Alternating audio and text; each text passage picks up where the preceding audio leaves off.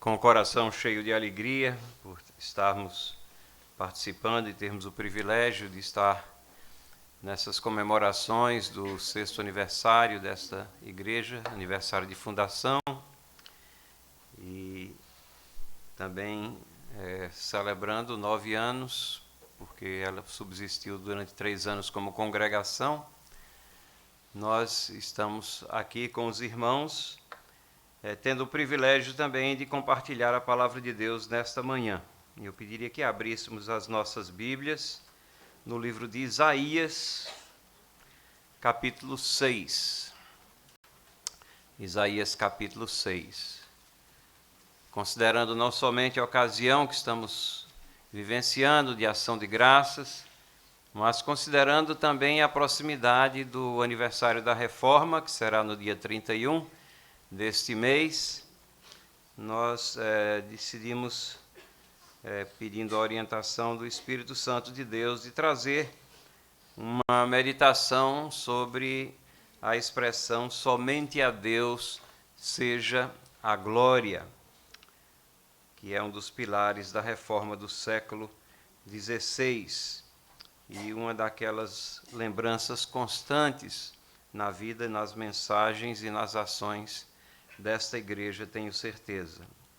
Então acompanhem, por favor, a leitura no capítulo 6, dos versículos 1 até o versículo 8, para início da nossa meditação. Isaías 6, versículos 1 a 8. No ano da morte do rei Uzias, eu vi o Senhor assentado sobre um alto e sublime trono, e as abas de suas vestes enchiam o templo. Serafins estavam por cima dele. Cada um tinha 6 asas, com 2 cobria o rosto, com 2 cobria os seus pés, e com 2 voava. E clamavam uns para os outros, dizendo: Santo, Santo, Santo é o Senhor dos exércitos. Toda a terra está cheia da sua glória. As bases do limiar se moveram à voz do que clamava, e a casa se encheu de fumaça. Então disse eu: ai de mim, estou perdido, porque sou homem de lábios impuros, habito no meio de um povo de impuros lábios. E os meus olhos viram o Rei, o Senhor dos exércitos. Então um dos serafins voou para mim, trazendo na mão uma brasa viva que tirara do altar com uma tenaz. E com a brasa tocou a minha boca e disse: eis que ela tocou os teus lábios. A tua iniquidade foi tirada, e perdoado o teu pecado. Depois disso ouvi a voz do Senhor que dizia: a quem enviarei? E quem há de ir por nós? Disse eu: eis-me aqui, envia-me a mim. Vamos orar. Senhor, acabamos de ler a tua palavra, e no trecho que nós lemos está a expressão da tua glória, que cobre toda a terra.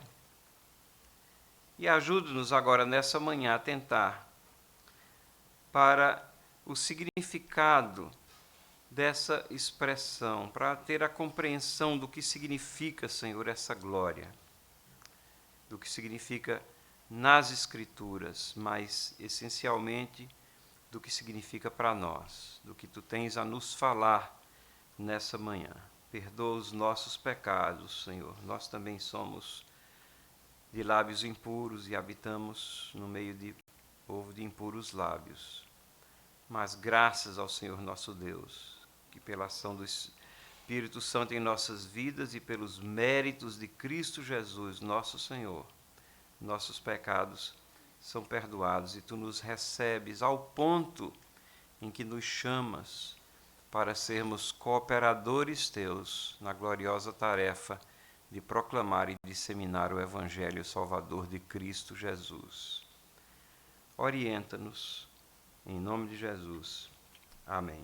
Amém. Irmãos e irmãs, dar glórias a Deus, ou somente a Deus seja glória, é exatamente o que significa aquela expressão latina que todos têm familiaridade, né? Soli Deo gloria.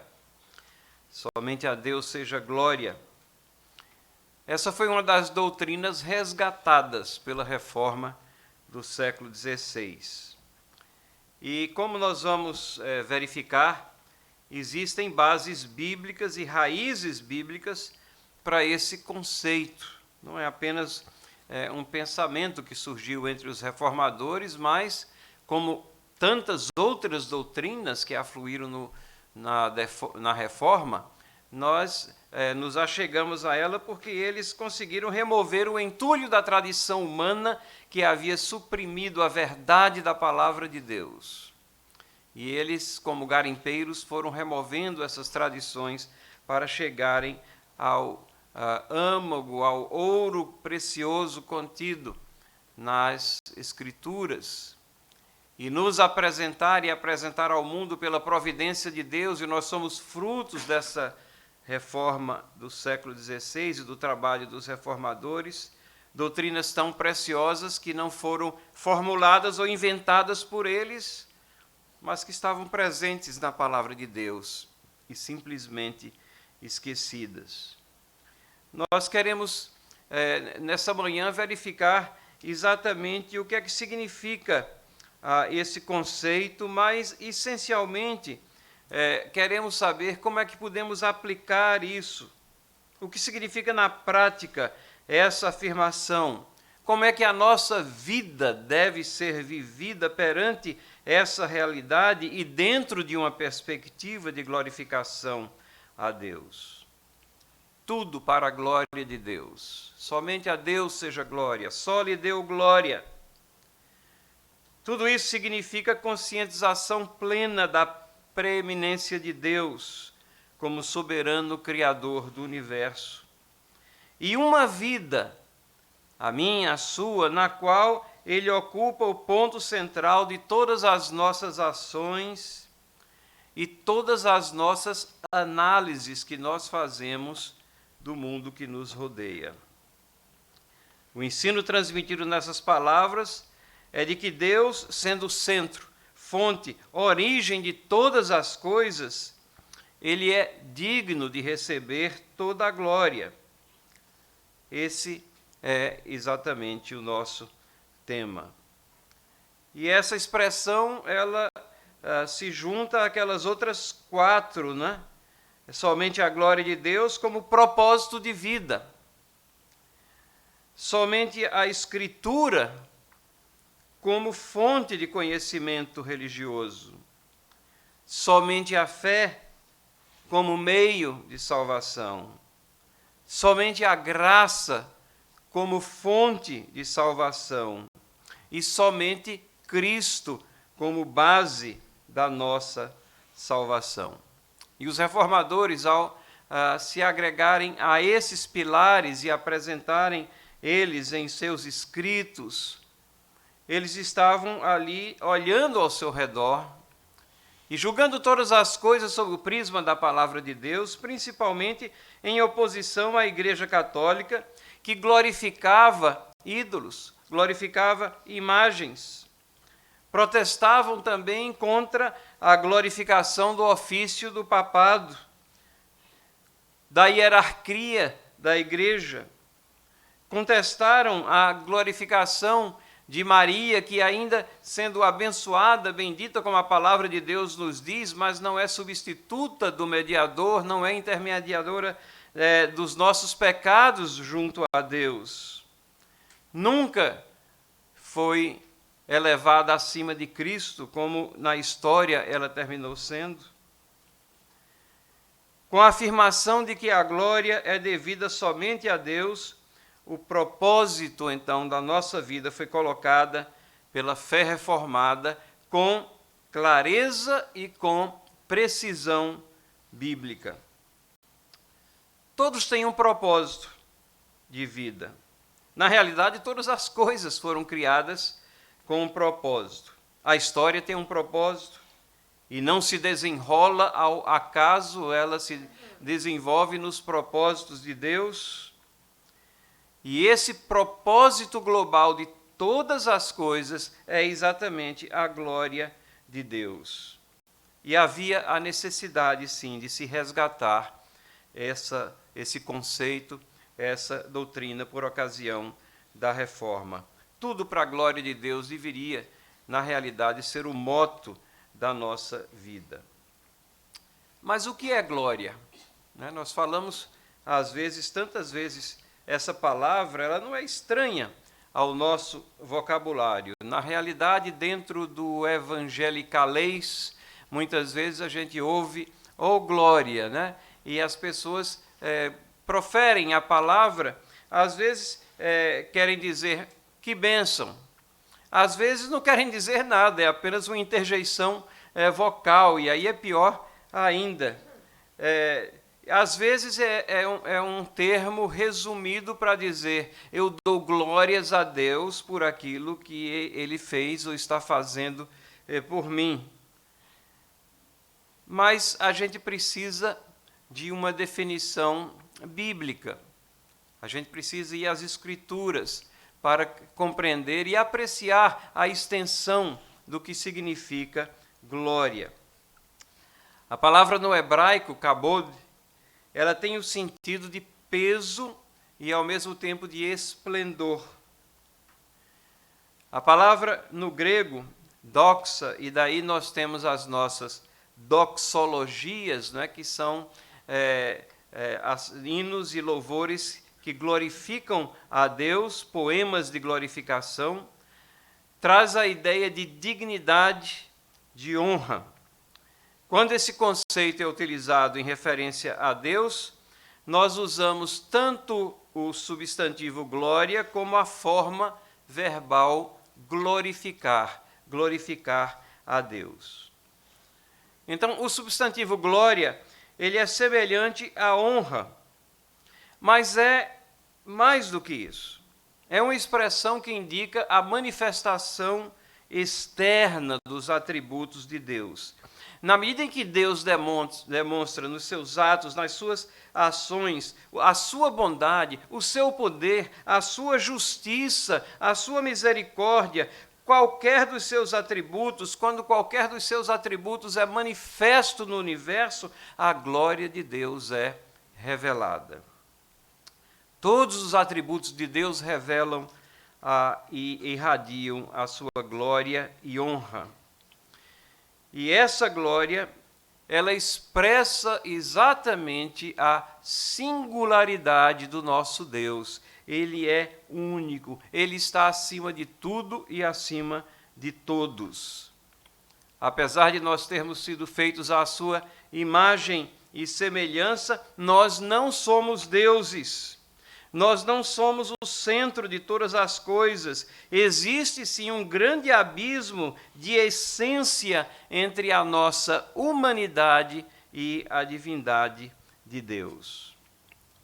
O verbo glorificar é a ação de reconhecimento exatamente dessa singularidade de Deus, da majestade do nosso Deus.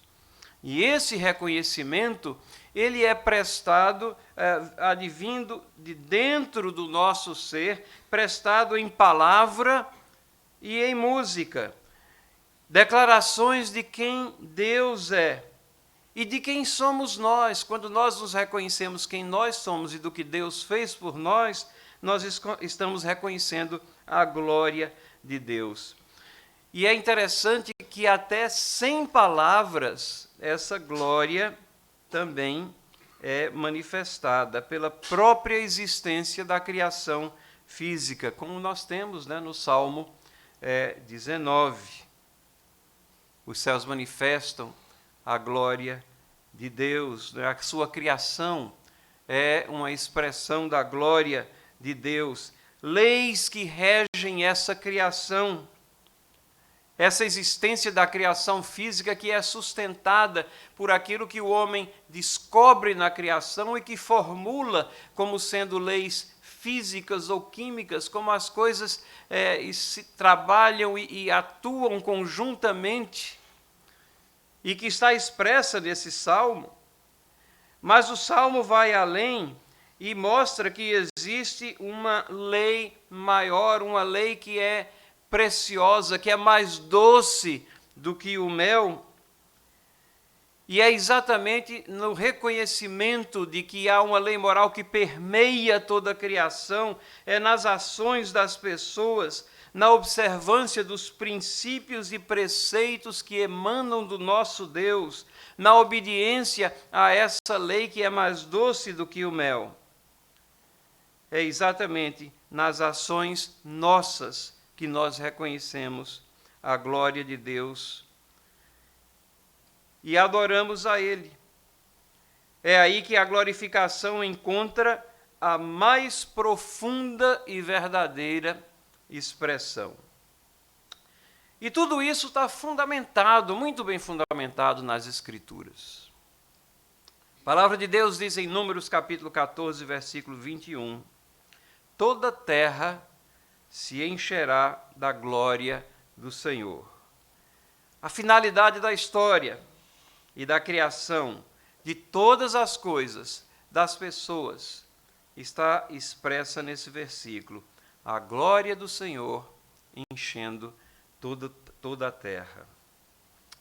É interessante porque aqueles que não conhecem a Deus ficam muitas vezes intrigados ou ficam muitas vezes ofendidos com esse conceito da glorificação a Deus, como sendo Ele o propósito de todas as coisas, inclusive da nossa vida. E por que é que isso ocorre? Ocorre porque eles consideram Deus como um ser finito, um entre muitos. Comparam sua glória com aquilo que seria uma autoglorificação de uma pessoa finita, imperfeita, pecadora. Se os críticos pudessem compreender a glória de Deus, os atributos de Deus e ver que a sua glória está revelada nesses atributos, da forma como estão contidos e descritos e ensinados a nós nas Escrituras, eles já teriam a resposta. Porque uma vez que Deus é infinito, Ele é eterno, Ele é imutável em sua perfeição, segue-se que o bem maior que pode proceder de uma criação finita é a glorificação do seu Criador. Então, dar glórias a Deus significa louvá-lo, reconhecê-lo pelo que Ele é. Os salmos estão cheios dessa expressão de reconhecimento. O Salmo 148, versículo 13, diz: louvem o nome do Senhor, porque só o seu nome é excelso. A sua majestade está acima da terra e do céu. E às vezes alguém diz, como podemos dar glória a Deus se Ele já tem toda a glória? Ou fazem objeção a algum louvor que declara alguma coisa sobre Deus. Mas se Deus se compraz no reconhecimento que suas criaturas expressam sobre seus atributos, outros se esquivam de uma comparação de Deus com outros deuses humanos, considerando isso um insulto a Deus. Mas é a própria Bíblia que faz a comparação. 1 Crônicas 16, 25, chega à conclusão e à afirmação de que Ele é mais temível do que todos os deuses. Com isso, a Bíblia não está afirmando a realidade dos outros deuses, mas reconhecendo que a humanidade caída em pecado produz deuses falsos para adorá-los. E o nosso Deus é, portanto, o único Deus, superior, obviamente, a todos os deuses maquinados pelas mentes humanas, superlativamente maior de tudo que possa ser imaginado ou criado pela mente humana. Por isso que Ele é único, por isso que Ele é singular. Romanos 16, 27 nos ensina a exclamar com Paulo: ao Deus único e sábio seja dada glória por meio de Jesus Cristo pelos séculos dos séculos. É Jesus Cristo, Deus conosco, que traz a realidade da salvação, que sobre si leva os nossos pecados. E essa salvação é o ápice da glorificação a Deus, as vidas que são angariadas por ele na formação do seu povo, como temos em Isaías 8, ele apresentando a Deus aqueles que são o seu povo, aquilo ali é a manifestação da sua glória. Então é por isso que Paulo diz que nós devemos dar glórias a Deus. Nós não estamos adicionando nada a Deus, concedendo nada a Deus, mas reconhecendo aquilo que ele é. Paulo também ensina, em suas palavras ao jovem pastor Timóteo, que a misericórdia de Deus é que nos possibilita reconhecer a sua glória e sermos participantes dela, como recebedores da gloriosa palavra e salvação, levando-nos a exclamar, 1 Timóteo 1,17, assim, ao Rei eterno, imortal, invisível, Deus único, honra e glória pelos séculos dos séculos. Amém. Notem, único, singular, somente Deus é Deus. E esse mesmo ensino nos é ministrado na carta de Judas, no fechamento de sua carta, quando ele exclama lá no versículo 25, ao único Deus, nosso Salvador, mediante Jesus Cristo. Notem o entrelaçamento da pessoa de Cristo em tudo aquilo que diz respeito ao relacionamento do Deus Pai com a humanidade caída em pecado, mediante Jesus Cristo, Senhor nosso, glória, majestade, império, soberania, antes de todas as eras, e agora, e por todos os séculos. Amém. Glória não é uma particularidade da humanidade caída em pecado, mas antes de todos os séculos, Deus já tinha a sua glória, e a sua glória era reconhecida e manifesta. Assim, até o final dos tempos, a humanidade ela é conclamada a reconhecer a Deus. Não só os crentes, a humanidade, o chamado vem para a humanidade, que vem a reconhecer a Deus em sua glória e majestade, como o único nome a ser adorado, como lemos lá em Apocalipse, capítulo 15, versículo 4. Quem não temerá e não glorificará o teu nome, ó Senhor? Mas nós queremos passar aqui alguns minutos examinando a prática dessa doutrina. Glorificando a Deus. Glorificar a Deus na prática, o que é que isso significa? Significa que o seu amor, a sua bondade, a sua santidade, a sua justiça devem ser intensa e constantemente expressas entre as suas criaturas. Todos os eventos e pessoas finitas possuem esse alvo como objetivo final de sua existência. A nossa confissão de fé, a confissão de fé de Westminster, expressa que Deus preordenou todas as coisas para sua própria glória. E estabelece muito bem, porque é bíblico, como sendo o fim principal do homem.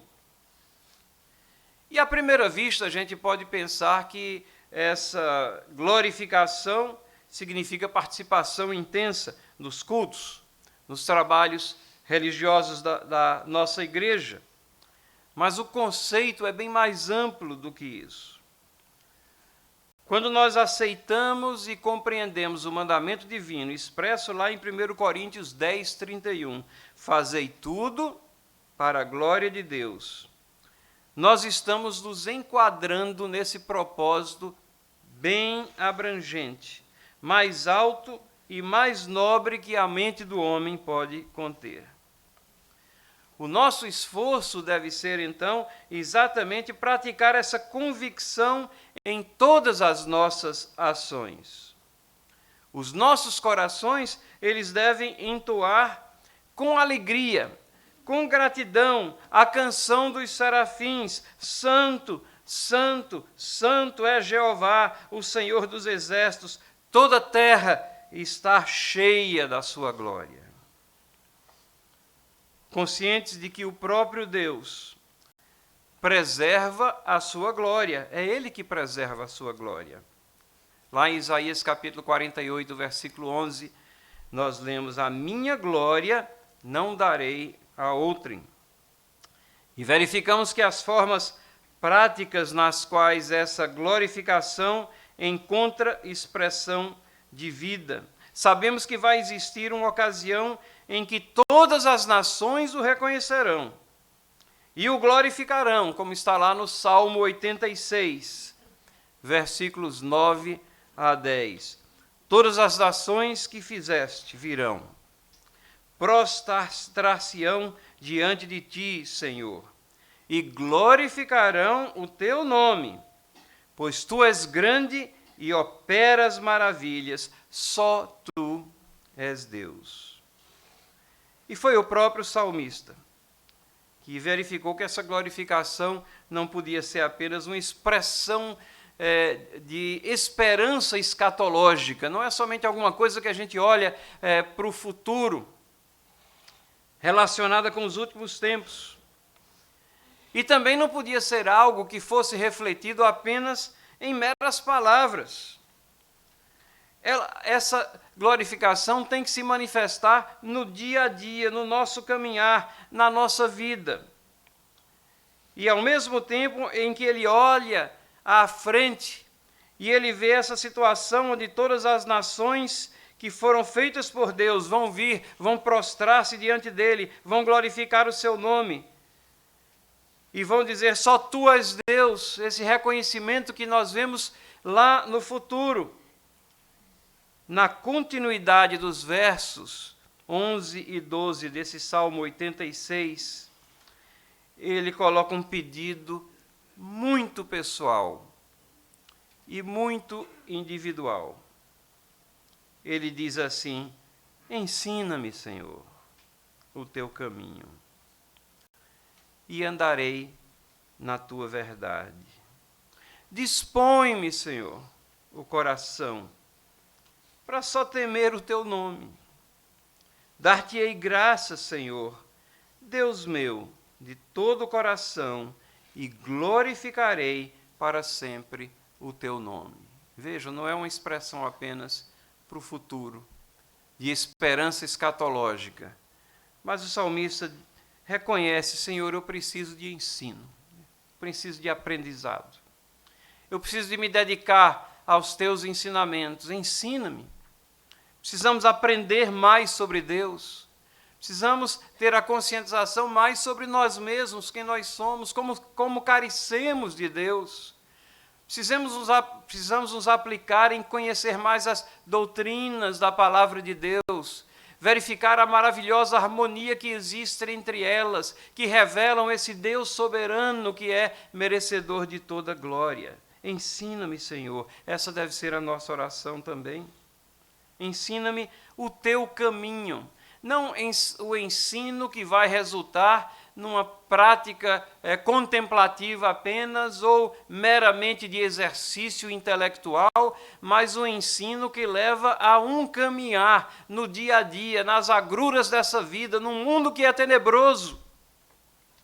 Ensina-me, Senhor, o teu caminho, andar nos caminhos de Deus nesse mundo no qual Ele nos colocou. E andarei na tua verdade. O ensino vai levar a um caminhar, a um andar debaixo das diretrizes, das verdades de Deus.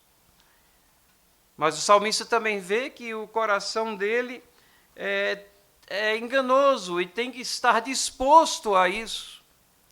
E que nós somos pessoas que variamos, somos volúveis, e nem sempre a nossa disposição está direcionada às coisas de Deus. Então ele ora também: dispõe-me o coração para só temer o teu nome. Nós não devemos temer as outras pessoas, as circunstâncias, as ansiedades dessa vida, o desemprego, a doença, as questões que aqui estão e nós sofremos por elas porque vivemos no mundo que é pecado, mas o nosso temor deve ser direcionado a Deus, sabendo que Ele é um Deus de justiça, mas um Deus de amor, um Deus de misericórdia, um Deus que nos acolhe.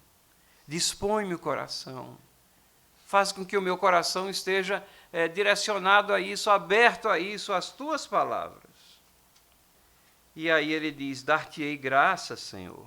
O resultado desse ensino, dessa disposição no coração, é que as ações de graças virão espontaneamente. Dar-te-ei graça, Senhor, num reconhecimento de que Ele é tudo e nós não somos nada. Deus meu, de todo o teu coração, glorificarei para sempre o teu nome, sustentados não porque o salmista é forte acima dos outros, mas sustentados pelo poder de Deus, aquele que é poderoso para nos chamar, é poderoso para nos levar até a glorificação.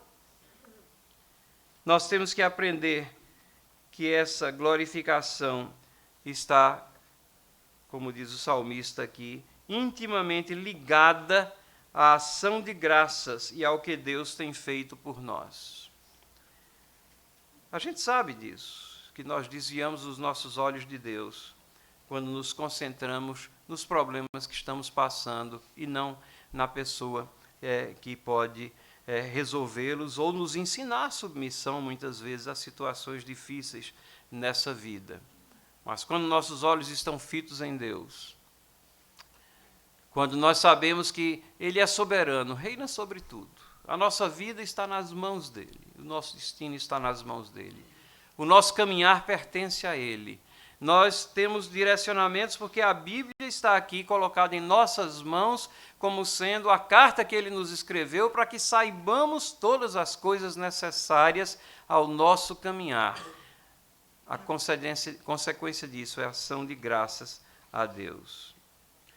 Nós glorificamos a Deus também, praticamente, por intermédio de nossa crença nele, como fez Abraão.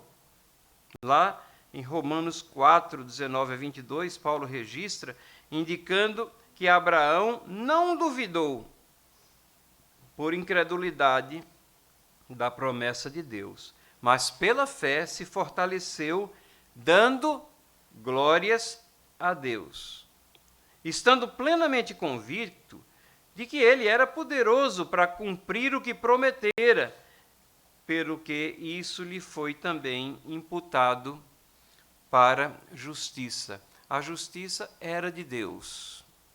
Mas Abraão, ao crer em Deus, ele então está demonstrando na sua vida, pela sua fé, ele está fortalecendo o seu caminhar e ele glorifica a Deus. Ele, em ação de graças, ele reconhece Deus como Deus e como Deus Todo-Poderoso, o único merecedor da glória. Essa é a glória que damos a Deus, crendo que Ele é poderoso. Crendo que Ele é poderoso para nos salvar e cumprir a sua promessa. Foi isso que Abraão fez. Ele creu em Deus, ele exercitou a fé e sabia que Ele era poderoso para cumprir a sua promessa. E a consequência dessa forma de glorificação é a nossa justificação em Cristo Jesus. Deus não depende dessa nossa glorificação para ter glória. Nossa crença não é glorificação a Deus porque Ele necessita dessa manifestação da nossa parte. Mas a crença é a evidência visível do seu maravilhoso plano soberano no qual Ele nos predestinou para a adoção. E essa própria predestinação, portanto, resulta em glorificação a Ele. Vejam como todas as coisas estão entrelaçadas. Paulo, escrevendo aos Efésios, capítulo 1, versículos 11 e 12, diz assim: nele, digo, no qual fomos também feitos herança, predestinados segundo o propósito daquele que faz todas as coisas, conforme o conselho da sua vontade, a fim de sermos para louvor da sua glória. Nós, os que de antemão esperamos em Cristo. Você espera em Cristo? Você espera em Cristo? De antemão, você espera no poder salvador de Cristo Jesus, confia no poder salvador de Cristo Jesus, então você é um desses aqui que está sendo mencionado, que você existe para louvor da sua glória, como manifestação dessa glória. Glorificamos a Deus também em nossos corpos, preservando-nos em pureza sexual, quer solteiros, quer casados, mantendo os limites da sexualidade dentro do casamento, como Deus projetou e como Deus nos ensina. 1 Coríntios, capítulo 6, versículos 18 a 20. Paulo escreve àquela igreja e diz assim: fugi da impureza. Qualquer outro pecado que uma pessoa cometer é fora do corpo, mas aquele que pratica a imoralidade peca contra seu próprio corpo. Acaso não sabeis que vosso corpo é santuário do Espírito Santo que está em vós, o qual tendes da parte de Deus, e que não sois de vós mesmos, porque fostes comprados por preço? Agora, pois, glorificai a Deus no vosso corpo. Não sei se você já tinha pensado em todas as implicações de dar glórias a Deus. É muito mais do que uma expressão semântica, do que uma interjeição. Mas é tão claro aqui que Paulo está escrevendo a crentes, a igreja. Ele está dizendo: não sabeis que o vosso corpo é santuário do Espírito Santo que está em vós. Não está falando genericamente, mas está falando aqueles que têm o Espírito Santo, que foram resgatados e que estão esquecendo as diretrizes divinas.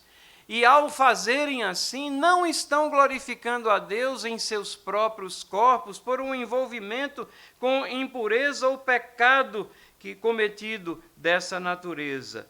E ele diz: glorificai a Deus no vosso corpo. Glorificamos a Deus também com nossas obras, nossas ações, com obras que se enquadram nos preceitos de justiça contidos nas Escrituras. 1 Pedro capítulo 2, versículo 12, ensina que os servos de Deus devem ter uma perspectiva correta de vida, sabendo qual é o alvo. Veja, Pedro escreve e diz assim: mantendo exemplar o vosso procedimento no meio dos gentios. O nosso procedimento tem que ser exemplar, tem que ser visto, visível, no meio de um mundo que jaz no maligno. Para que naquilo que falam contra vós outros como malfeitores, observando-vos em vossas boas obras, e isso daqui para mim é uma coisa estupenda, eu fico tentando compreender como é, mas Pedro diz aqui que as pessoas vão observar o nosso proceder, o nosso caminhar, aquilo que a gente faz, e diz aqui: e eles glorifiquem a Deus no dia da visitação. Pedro não está dizendo que o procedimento exemplar vai livrar o povo de Deus da incompreensão e calúnia, não.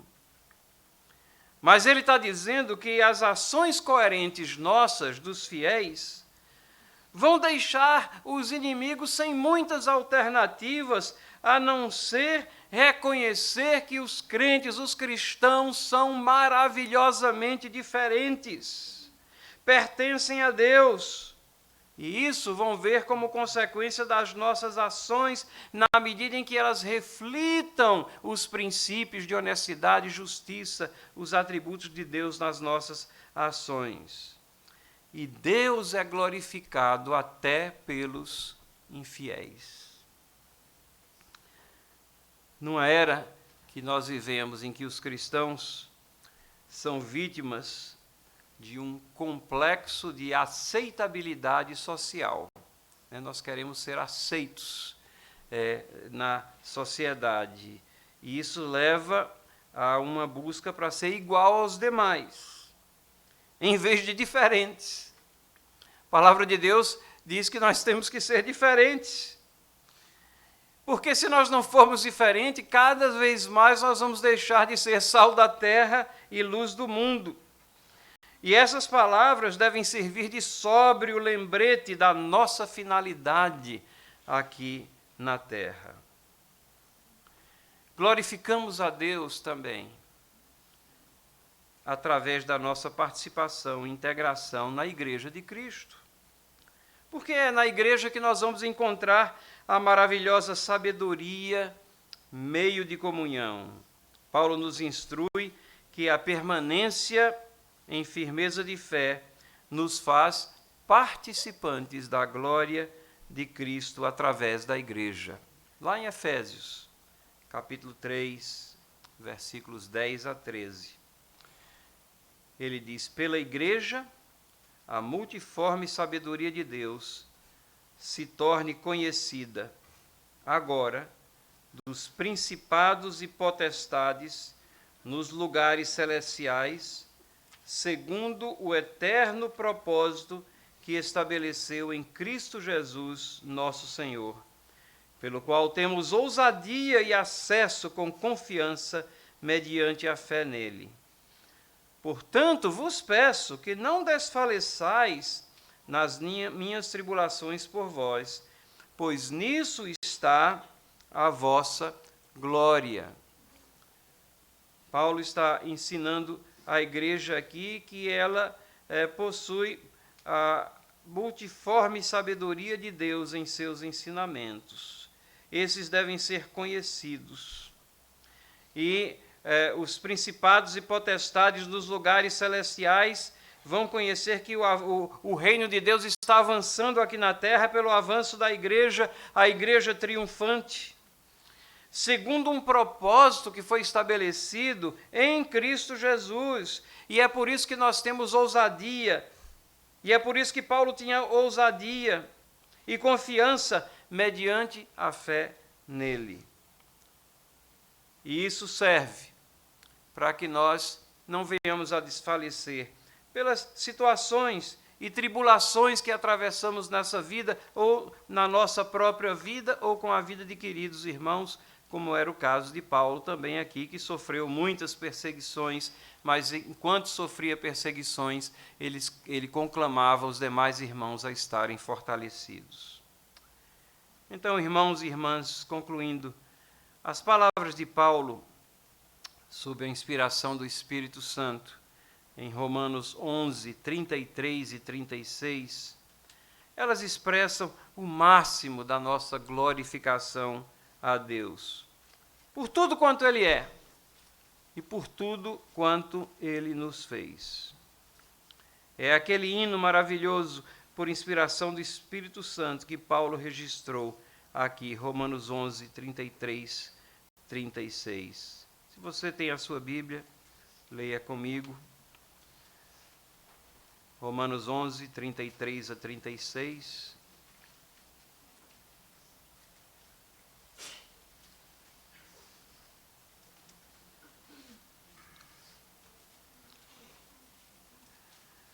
Vamos ler. Ó profundidade da riqueza, tanto da sabedoria como do conhecimento de Deus. Quão insondáveis são os seus juízos, e quão inescrutáveis os seus caminhos. Quem, pois, conheceu a mente do Senhor? Ou quem foi o seu conselheiro? Ou quem primeiro deu a ele para que ele venha a ser restituído? Porque dele, por meio dele e para ele são todas as coisas. A ele, pois, a glória eternamente. Amém. Numa época em que o pensamento das pessoas é tão centralizado nelas próprias, nós deveríamos repetir constantemente essa oração. Notam como ela expressa a singularidade de Deus? Deus é o único Deus. E devemos também sempre estar aferindo as nossas ações, procurando ver se elas estão realmente glorificando a Deus, conscientes de que glorificamos a Ele quando somos honestos, justos, íntegros, verazes, puros, amorosos, diligentes, conscientes, produtivos, frutíferos, pacientes, mansos, humildes, e quando demonstramos autodomínio que se espera dos cristãos em todas as atitudes e situações. Temos que procurar viver, irmãos e irmãs, de maneira cristã, não somente na igreja, mas em nossas atividades, no nosso trabalho, lembrados de Isaías, capítulo 60, versículo 21. Todos os do teu povo serão justos, para sempre herdarão a terra, serão renovos, por mim plantados, obra das minhas mãos, para que eu seja glorificado. Que Deus seja então glorificado em nossas vidas, na vida das nossas famílias, e que essas não sejam apenas palavras vazias, mas que procedam de corações sinceros e agradecidos pelo muito que Ele nos fez. A Deus seja somente toda glória. Amém.